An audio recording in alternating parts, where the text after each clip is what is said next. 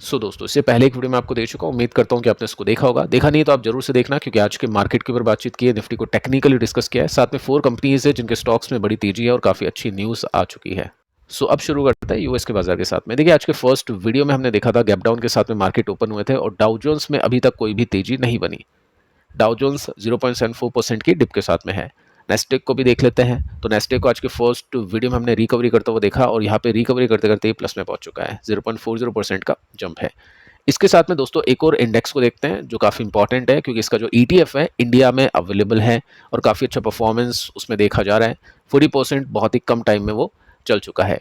अभी ऊपर जाने के लिए हमको देखना पड़ेगा, मतलब ETF क्या ऊपर जाएगा या फिर नहीं, उसके लिए हमको इंडेक्स को देखना पड़ेगा जो कि NYSE का फैंग प्लस इंडेक्स है। आज के दिन ये नेस्टेक के हिसाब से परफॉर्म करा है, ये भी अभी 0.72% की तेजी दिखा रहा है। अब देखिए दोस्तों, FIS का डेटा देखते हैं, मतलब FIS का डेटा देखते हैं और इसके अंदर आपको पता चलेगा कल के दिन FIS ने काफ़ी हैवी सेलिंग की थी जो कि 10,000 करोड़ रुपीस के आसपास की थी। आई थिंक इसके अगेंस्ट में DIS ने 6,000 करोड़ की बाइंग की थी। आज के दिन FIS ने बाइंग कर दी 2,201 करोड़ के आसपास की। यूएस के मार्केट को लेकर कुछ बड़ी खबरें हैं क्या, उसको देख लेते हैं। तो यूएस के स्टॉक्स अभी सब नीचे हैं। टारगेट ने अपनी सेल्स को कट किया है, उसका टारगेट कट किया है, मतलब टारगेट एक रिटेल कंपनी है जिसके सेल्स के टारगेट कट हो चुके हैं और एस्टिमेट को इसने मिस किया है, तो इसका स्टॉक अभी नीचे है। साथ में पूरे साल का आउटलुक अभी वीक है। और इसके साथ में दोस्तों अगर हम बात करें यूएस के मार्केट की टोटल, तो वो आपको पता ही आज के फर्स्ट वीडियो में डिस्कशन हो चुका है कि मूडी ने डाउनग्रेड किया है यूएस स्टॉक मार्केट को और इंडियन स्टॉक मार्केट के ऊपर काफ़ी अच्छी कमेंट्री दी है। तो ये रीज़न है अभी के समय यूएस के मार्केट का इस तरह से परफॉर्म करने के पीछे का। अब देखिए, आज के दिन काफ़ी सारी कंपनीज ने काफ़ी गिरावट के साथ में भी परफॉर्म किया है। आज के फर्स्ट वीडियो में हमने बातचीत की है तेजी वाली कंपनीज को लेकर, यहाँ पे गिरने वाली कंपनीज को देखते हैं। रिजल्ट का इम्पैक्ट है कुछ कंपनीज में और कुछ कंपनीज के रिजल्ट हम अभी डिस्कस करने वाले हैं इसी वीडियो में। तो इम्पैक्ट वाली कंपनीज को देखते हैं। फर्स्ट कंपनी डिक्सॉन, 6% स्टॉक नीचे गया है आज के दिन। अब देखिए, कल के दिन हमने देखा नंबर्स अच्छे थे, इसके एक्सपेक्टेशंस बीट हुई थी और उसके पीछे का रीज़न था 250 करोड़ की अदर इनकम। और उसके बाद में हमने देखा आज स्टॉक 7% गिरता हुआ। इसके पीछे का जो रीज़न है ब्रोकरेज हाउसेज है। मैक्सिमम जो ब्रोकरेज हाउसेज है उन्होंने इस कंपनी के स्टॉक को डाउनग्रेड किया है। उनको ऐसा लगता है कि वैल्यूएशन काफ़ी ऊपर है और इसको थोड़ा सा बेचना चाहिए, थोड़ा सा नीचे इसको आना चाहिए। मेंशन आप यहाँ पे होता हुआ देख सकते हैं। क्या रिपोर्ट है, क्या इसके अंदर और भी कुछ डिटेल है, उसको देखते हैं। क्योंकि नंबर्स हमने देखे थे, नंबर्स में हमको पता चला कि कंपनी की जो सेल्स थी वो एक्सपेक्टेशन से कम थी और जो कंपनी का प्रॉफिट था वो एक्सपेक्टेशन से ज़्यादा था। कंपनी के प्रॉफिट के मार्जिन भी एक्सपेक्टेशन से ज़्यादा थे, विच इज़ गुड। अब आप देखिए, यहाँ पे मेंशन कर रखा है कि जो जंप आया था प्रॉफिट में 250 करोड़ का, वो था डिक्सॉन ने AIL डिक्सॉन टेक्नोलॉजीज के शेयर्स को बेचा था। तो ये वन टाइम गेन था, इसको हटा देते हैं, ठीक है। इसके साथ में अगर आप देखोगे तो यहाँ पे कुछ ब्रोकरेज हाउसेज हैं, जैसे सबसे पहले नोमोरा का देखते हैं। यहाँ पे इन्होंने बोला है कि कंपनी के पास में स्ट्रॉन्ग मोट है। कंपनी हो सकता है 50 मिलियन स्मार्टफोन की सेल्स करे फाइनेंशियल ईयर 26 में, ये भी दोस्तों यहाँ पे मेंशन किया है। तो इस ब्रोकरेज हाउस की तरफ से यहाँ पे इसको लेना चाहिए, बाय करने की रेटिंग इसको मिल चुकी है। लेकिन दोस्तों इसके साथ में जो मैक्सिमम ब्रोकर्स हैं, जैसे MK ग्लोबल अगर मैं दिखाऊं, जेम फाइनेंशियल्स अगर मैं आपको दिखाऊं, तो यहाँ पे आप देख सकते हैं इसको होल्ड करने की और इसको बेचने की राय दी है। और ये जो डाउनग्रेड किया है उसके पीछे 3 फैक्टर्स हैं। अब वो कौन कौन से 3 फैक्टर्स हैं? पहला फैक्टर है delay in production with Vivo and display assemblies with HKC। यानी जो प्रोडक्शन है वीवो का वो डिले हो चुका है, उसमें टाइम लगेगा, और डिस्प्ले जो असेंबलीज का काम है वो भी डिले हो चुका है। तो पहला ये रीज़न है। सेकंड रीज़न दोस्तों मेंशन कर रखा है कि कंपटीशन बढ़ जाना after mobile PLI scheme and next year. अब PLI मोबाइल की स्कीम एंड हो जाएगी अगले साल, तो ये जो कंपनी है वो बाकी जो भी कंपनीज होती है जिनके पास में स्कीम नहीं है उनके ही साथ में आ जाएगी, कुछ अलग थलग नहीं होगा यहाँ पे। तो ये एक रीज़न है। इसके बाद में तीसरा रीज़न है हाई वैल्यूएशन, जो लिमिट करती है इसकी फर्दर अपसाइड को। अब देखो, हमने काफ़ी बार बातचीत की है, जो PLI स्कीम है उसको लेकर सरकार ने काफ़ी बार बोला है कि हम स्टार्टिंग में हेल्प कर सकते हैं पुश करने के लिए, उड़ान भरने के लिए। उसके बाद में उड़ना कंपनीज को ही है, हम जस्ट एक पुश दे सकते हैं उनको, ठीक है। हमेशा PLI स्कीम नहीं होगी, किसी भी सेक्टर की बात करें तो ये एंड होनी थी, अभी एक्सटेंड भी हो सकती है अगर एक्सटेंड होना होगा तो, ठीक है। तो ये एक पॉइंट है जिस वजह से 3 पॉइंट्स हम बोल सकते हैं जिस वजह से डिक्सॉन का जो स्टॉक है वो नीचे है। अब कैसा परफॉर्म किया है, क्या कुछ मेजर ब्रेकडाउन्स वगैरह हो चुके हैं क्या, उसको देख लेते हैं। तो यहाँ पे हमने बातचीत की थी कि कंपनी के रिजल्ट तो ठीक थे, लेकिन उसके साथ में यहाँ पे जो ब्रोकरेज हाउसेज हैं उनकी भी जो कमेंट्री थी वो देखना इंपॉर्टेंट था। सेल्स अच्छी नहीं थी, एक्सपेक्टेशंस को मिस किया था, वो भी एक पॉइंट आप इसमें लेके चल सकते हैं, क्योंकि जो वॉल्यूम आएंगे वो वीवो और ये जो बाकी प्रोडक्ट्स हो गए उसकी वजह से आएंगे, और उसमें डिले भी हो चुका है। तो कंपनी का जो स्टॉक यहाँ पे था रेसिस्टेंस पर, वो तो ब्रेकआउट नहीं कर पाया। तो क्या ब्रेकडाउन कर दिया क्या, उसको देख लेते हैं। तो ब्रेकडाउन भी नहीं हुआ, एक रेंज में अटका हुआ है, ये इसका लो था, यहाँ पे हाई है, तो इसके बीच में है। अगर यहाँ से ये तोड़ के नीचे जाता है तो हम इस सपोर्ट की एक्सपेक्टेशंस कर सकते हैं। बाकी अभी देखते हैं कल क्या एक्शन होगा, आज तो रिएक्शन इसमें देखने को मिल चुका है। वॉल्यूम देखते हैं, देखो यहाँ पे भी एक बड़ी इसी तरह से कैंडल बनी थी वॉल्यूम की, और उसके बाद में स्टॉक नीचे गया था। मैं ऐसे नहीं कह रहा हूँ कि ये स्टॉक गिरता गिरता नीचे जाएगा, जस्ट एक बार डेटा देख लेते हैं उसके हिसाब से कल, क्योंकि आज का दिन तो रिएक्शन का था, जैसे ब्रोकर बोलेंगे वैसे वैसे काम होगा।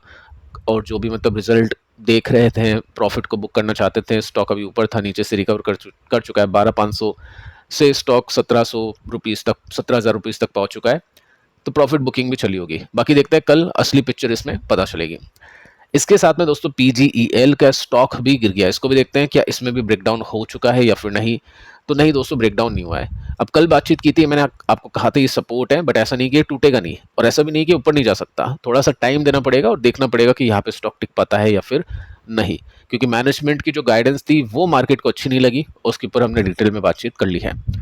ईज माई ट्रिप, इसका स्टॉक आज 4% के साथ में गिर चुका है। अब देखो इसमें रिजल्ट का इम्पैक्ट नहीं है, यहाँ पे इम्पैक्ट कुछ और है। कंपनी के जो प्रमोटर है, इनका नेम आप देख सकते हैं, निशांत पित्ती, इनके ऊपर जांच चल रही है महादेव बेटिंग ऐप जो स्कैम हो चुका है उसको लेकर।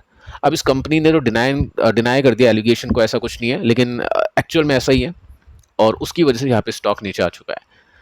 अब देखो यहाँ पे डिफेंस नहीं, ट्रैवल कंपनी के बारे में अगर मैं आपको बताऊं तो हम देख चुके हैं कि ट्रैवल कंपनी ने पिछले 10 साल में कंसिस्टेंट रिटर्न्स नहीं दिए हैं।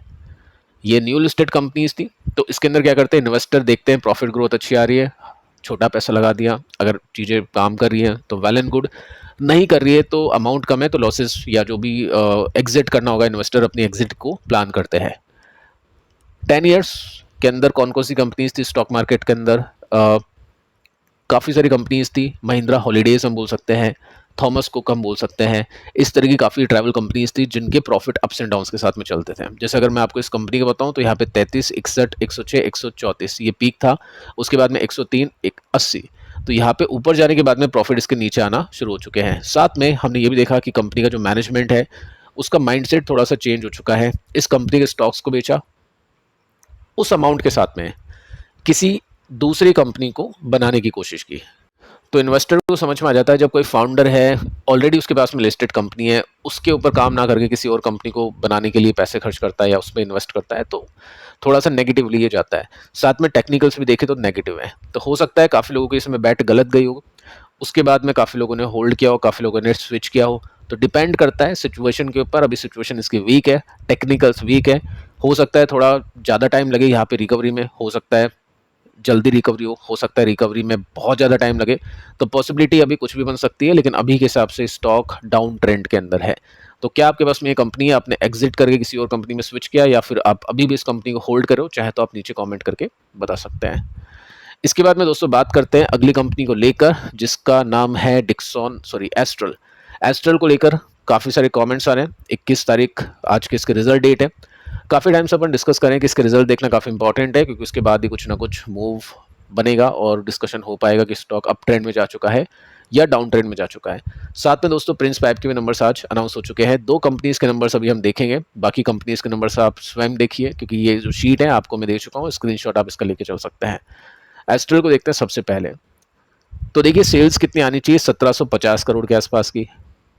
प्रॉफिट आने चाहिए 170 करोड़ के आसपास के। मार्जिन होने चाहिए 16.60% के आसपास के। तो देखते हैं नंबर्स कैसे हैं। 1746 सेल्स नहीं है इसकी, 1746 को इसने मिस कर दिया। 1681 करोड़ की सेल्स है। 169 या 170 करोड़ के प्रॉफिट की एक्सपेक्टेशंस थी, वो इसने बीट कर दिया 178 करोड़ के प्रॉफिट के साथ में। तो नंबर्स ओके है, बहुत अच्छे नहीं है क्योंकि सेल्स मिस हो चुकी है, प्रॉफिट इतने ज़्यादा बीट नहीं हुए हैं, लेकिन बुरे नंबर्स नहीं है। अब काफ़ी लोगों को ऐसा लगेगा कि प्रॉफिट तो 2% के साथ में गिर चुका है, तो नंबर्स तो कैसे बीट हो गए, एक्सपेक्टेशंस कैसे बीट कर दी। दोस्तों इन कंपनीज़ में, जिन भी कंपनीज़ में प्रॉफिट के मार्जिन टूटे हैं, बीकाजी हो गया या क्रेडिट एक्सिस ग्रामीण बैंक, इस तरह की जो भी काफ़ी सारी कंपनीज़ हैं, या B2C companies, B2B company, product वाली कंपनीज़ इन्फ्लेशन की चपेटे में आ चुकी है, उसमें रिकवरी चल रही है।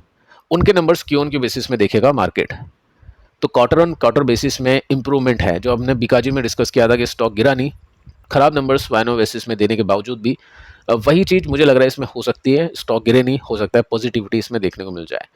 क्योंकि अगर आप देखोगे ना तो आपको पता चलेगा इसका जो पीक था, यहाँ पे मेंशन नहीं कर रखा है लेकिन मैं आपको बता देता हूँ, 20% का मार्जिन था। अभी क्या हुआ है, 18% मार्जिन, 16 गिरा, 15 गिरा, 16 हुआ, अब 18 हुआ। तो ये 18 से 15 तक पहुंचा, वापस से 18 हुआ, हो सकता है अगले कुछ क्वार्टर में 20 तक ये पहुंच जाए, तो मार्केट इसको देखेगा भी। तो प्रॉफिट के मार्जिन में इंप्रूवमेंट है। इसके रिजल्ट आए आफ्टर मार्केट क्लोजिंग और इसमें डिविडेंड मिल चुका है 2.25 रुपीज़ का। ठीक है, अब देखते हैं कल क्या रिएक्शन इसमें हो जाता है। बाकी स्टॉक अभी काफ़ी नीचे है, वैल्यूएशन थोड़ी सी गिरी है, कंफर्टेबल हम बोलेंगे, देखते हैं रिजल्ट को देखने के बाद तो कंफर्टेबल लग रही है क्योंकि प्रॉफिट ओके है, खराब नहीं है प्रॉफिट इसके। सेल्स देखते हैं इन्वेस्टर्स को कैसे लगती है, सेल्स के ऊपर जाएगा इन्वेस्टर या रिकवरी प्रॉफिट के मार्जिन में जो हो रही है उसको देखेगा।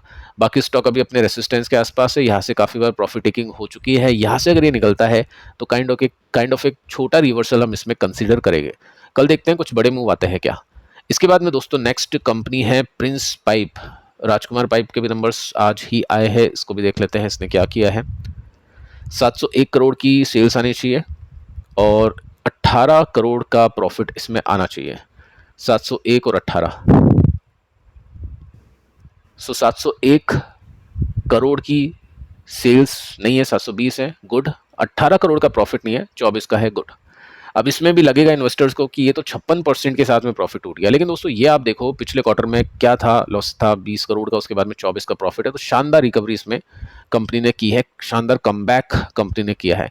कमबैक देखिए दोस्तों कुछ ऐसा है कि प्रॉफिट का मार्जिन 12 का था, 8 है, कोई दिक्कत नहीं है, लेकिन 1% का जो मार्जिन था वो बढ़ के 8% हो चुका है, तो ये अच्छी बात है। मुझे लगता है हो सकता है मार्केट को ये पसंद आए क्योंकि शाम को रिजल्ट है इसके 5 बजे के आसपास के, तो कल देखते हैं क्या रिएक्शन इसमें आता है। स्टॉक अभी वैसे काफ़ी ज़्यादा गिर चुका है, जैसे जैसे करके कंपनी इंप्रूव करेगी प्रॉफिट के मार्जिन को, हो सकता है स्टॉक हमको चलता हुआ देखने को मिले। सो कल दोस्तों पता चलेगा कि पाइप सेक्टर में इन्वेस्टर्स की यानी बुलिश इन्वेस्टर्स की वापसी हो पाती है या फिर नहीं, वॉल्यूम के साथ में ये स्टॉक फट पाते हैं या फिर नहीं। साथ में दोस्तों एक और कंपनी को देखते हैं, इसकी एक्सपेक्टेशन का डेटा नहीं है, आरवी एनएल, इसके रिजल्ट आ चुके हैं। 1 रुपये 72 पैसे का डिविडेंड कंपनी ने डिक्लेयर कर दिया है, शाम को 6 बजे के आसपास के इसके रिजल्ट हैं। वैसे मैं आपको बताना चाहूँगा इसके रिजल्ट कैसे है करोड़ में। रिजल्ट दोस्तों ना ही प्रॉफिट है, ना ही प्रॉफिट में ग्रोथ है, ना ही डी ग्रोथ है। 4% वाई ऑन वाई बेसिस में डिक्लाइन है, 4% का डिक्लाइन है ओनली प्रॉफिट का। 478 का था, 460 का हुआ है। सेल्स को देखते हैं तो इसके अंदर भी 4% की डिक्लाइन है, 6714 की थी, 6427 की हो चुकी है, तो काइंड ऑफ माइनस में, गिरावट में है इसके रिजल्ट। लेकिन यहाँ पे इसके पास में अच्छी ऑर्डर बुक है, इसका भी अपडेट कंपनी ने दिया है, 6600 करोड़ की ऑर्डर इनफ्लो का सिग्नल हम बोल सकते हैं। फाइनेंशियल 25 से स्टार्ट इसके पास में हो चुका है। ऑर्डर बुक वैसे भी इसके पास में काफ़ी अच्छी है, ठीक है, नए ऑर्डर्स भी इसके पास में आएंगे। सो देखते हैं इन्वेस्टर्स को क्या लगता है, कैसा लगता है, क्योंकि हमने बातचीत की थी रेलवे कंपनीज के स्टॉक्स में तेजी तो आई थी, इन्वेस्टर्स को लगा था डिफेंस कंपनीज के जैसे नंबर्स आ सकते हैं, तो फाइनल जो ग्रोथ का ठप्पा लग रहा था वो रिजल्ट के बाद में लगना था। आज 21 तारीख है, इसके रिजल्ट आ चुके हैं, कल पता चलेगा, आफ्टर मार्केट क्लोजिंग है। एक जंप यहाँ पे बनी थी, वैसी ही जंप यहाँ पे बनी है, तो एक छोटा ब्रेकआउट तो इसमें हो चुका है। प्रॉपर रिवर्सल के लिए इसको इसी को ब्रेक करना पड़ेगा, यानी 500 को ब्रेक करना पड़ेगा, तब जाके ऑल टाइम हाई और उसके ऊपर की एक्सपेक्टेशंस करेंगे। ठीक है, आगे चल के और इसको थोड़ा सा डिटेल में देख लेते हैं, क्योंकि यहाँ पे जो स्टॉक चला था अच्छे वॉल्यूम के साथ में नहीं चला था। अब कल अगर इसमें वॉल्यूम अच्छा आ जाते हैं तो हम इसको मानेंगे कि ये स्टॉक स्ट्रांग हो चुका है। अभी फिलहाल 500 के लिए बढ़ रहा है, तो कल पता चलेगा कि क्या एक्शन इसमें देखने को मिल जाएगा। तो फिलहाल दोस्तों इस वीडियो में इतना ही, पिछले वीडियो को आप देख लेना। मिलते हैं कल किसी और वीडियो में किसी और इन्फॉर्मेशन के साथ, तब तक के लिए शुभ रात्रि।